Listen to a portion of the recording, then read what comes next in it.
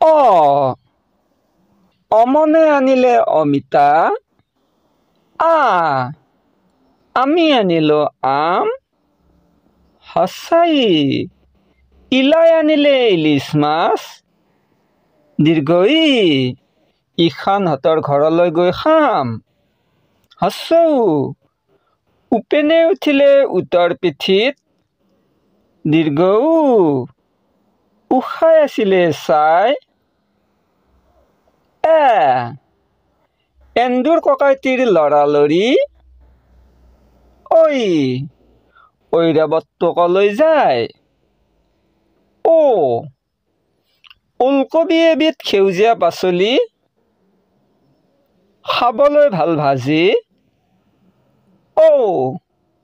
ঔটেঙাৰে কাৱৈ মাছ ৰান্ধি খাবলৈ বৰ জুতি